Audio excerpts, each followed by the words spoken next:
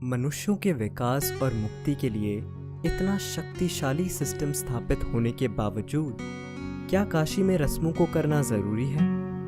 क्योंकि आपने बताया कि इस जगह को ज़बरदस्त तरीके से डिज़ाइन किया गया है, एक यंत्र के रूप में, तो यहाँ आना ही काफ़ी होना चाहिए। कई लोग यहाँ विभिन्न प्रकार की रस्में करने आते हैं। ऐसी रस्मों का क्या महत्व है?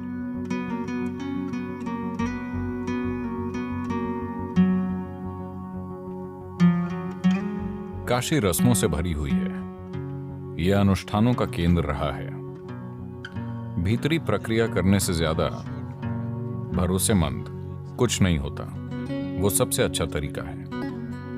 तो एक प्रक्रिया में दीक्षा मिलने के बाद आपको उसी पर निर्भर रहना चाहिए। ये चीजें इसलिए बनाई गई क्योंकि ये जनता के लिए हैं। उन्हें खुद के साथ कुछ भी करना नहीं आता, पर वो इतना जानते हैं कि कुछ करना जरूरी है।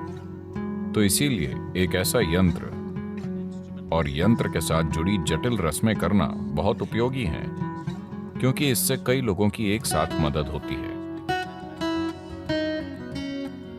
एक अनुष्ठान है जिसे सप्तऋषि पूजा कहते हैं। सप्तऋषि यानी वो 7 शिष्य जो शिव के पहले शिष्य थे। शिव के संदेश को फैलाने के लिए वो दूर जाने वाले थे। तब उन्होंने पूछा, हम आपकी पूजा कैसे करेंगे? शिव ने उन्हें एक तरीका सिखाया। वो बोले, इस तरह कीजिए, मैं आ जाऊंगा। ये पूजा उन्हें सिखाई गई थी। फिर उन्होंने लोगों को सिखाई और आज भी ये उसी रूप में मौजूद है जैसे शिव ने सप्तऋषियों को सिखाई थी। वो प्रक्रिया उन्होंने शुरू की और इस तरह से की कि ऊर्जा के ढेर बनते चले गए। दूसरों को शायद इसका एहसास न हो, मेरे लिए ये एक जीवित सच्चाई है। और लोगों के आंसू बहने लगे। वो नहीं जानते कि ये क्या है। जो इसे कर रहे हैं वो नहीं जानते कि ये कैसे होता है, पर वो सिखाई गई प्रक्रिया के हिसाब से पूजा करके इसे एक सच्चाई बना रहे हैं। देखिए, इस नाव को चलाने वाला व्यक्ति इंजन बनाना नहीं जानता, उसे बस उपयोग करना आता है, जो काफी है। तो उन्होंने बस वैसे पूजा करना सीखा जैसे सप्तऋषि करते थे। 7 लोगों ने बैठकर पूजा की, जो कि जबरदस्त थी। मैंने किसी भी मंदिर में इतनी ऊर्जा कभी नहीं देखी। मैंने कई मंदिर देखे हैं। जहां भी मुझे ऊर्जा महसूस होती है, मैं जाता हूं। मैं वहां प्रार्थना करने नहीं जाता, मैं मांगने नहीं जाता। मैंने जीवन में कभी किसी मंदिर में अभिषेक या पूजा नहीं की है, ठीक है? पर यह एक जबरदस्त विज्ञान है। आपको ध्यान लिंग मंदिर में आकर बैठना चाहिए। ना कोई अनुष्ठान, ना मंत्र, ना पूजा, कुछ भी नहीं। वहां हमेशा बिल्कुल शांति होती है।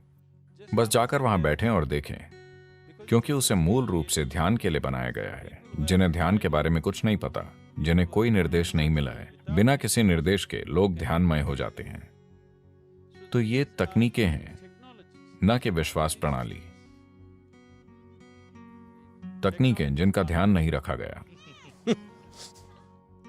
मेरा आखिरी प्रश्न, जब कोई काशी में आता है तो किस चीज का अनुभव उन्हें यहां जरूर करना चाहिए? सबसे पहले थोड़ी तैयारी करके आइए। मैं कहूंगा कि अगर आप काशी जाने वाले हैं तो कम से कम 3 महीने किसी ध्यान प्रक्रिया में दीक्षा लीजिए। कुछ समय ध्यान कीजिए, थोड़े ज्यादा संवेदनशील और शांत बनिए। अपनी सारी मान्यताएं घर पर छोड़कर आइए। अपनी सारी मान्यताएं घर पर छोड़कर आइए। धन्यवाद, धन्यवाद सद्गुरु।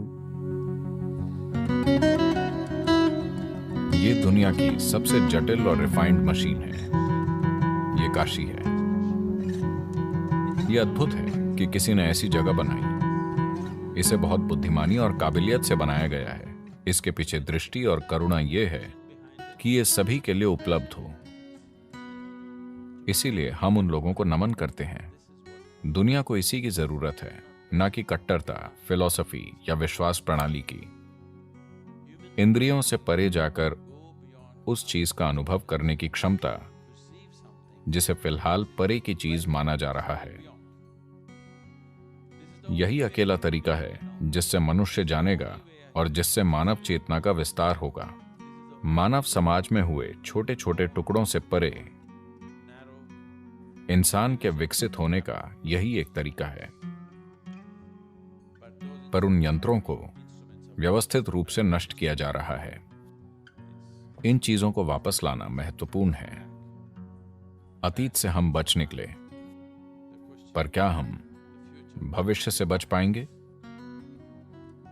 ये मानवता का दुर्भाग्यपूर्ण इतिहास है कि धरती की सबसे महान चीजें नहीं बचती, सबसे भद्दी चीजें बची रहती हैं। जब तक कि समाज और लोग उसकी देखभाल और पोषण न करें। यह बहुत महत्वपूर्ण है। यदि आप एक सुसंस्कृत समाज चाहते हैं कल हमारे बच्चों और उनके बच्चों के जीने के लिए, यदि हम समाज में अच्छी संस्कृति चाहते हैं तो यह बहुत जरूरी है कि हम आसपास मौजूद संस्कृति का पोषण करें, वरना भद्दी चीजें वैसे भी हावी हो जाएंगी।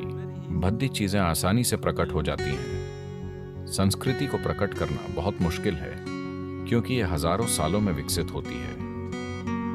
तो ये हमारी पीढ़ी की जिम्मेदारी है कि हम जीवन के सूक्ष्म पहलुओं को सामने लाएं और किसी तरह उन्हें जीवित रखें जितना हमसे हो पाए।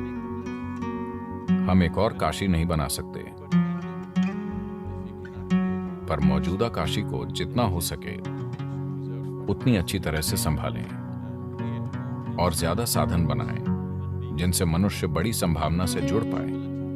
हमें पढ़ने के लिए और किताबों की जरूरत नहीं है, हमें और अधिक व्यावहारिक साधन और तरीके चाहिए जिनसे इंसान खुद के बारे में अपनी समझ का विस्तार कर सके।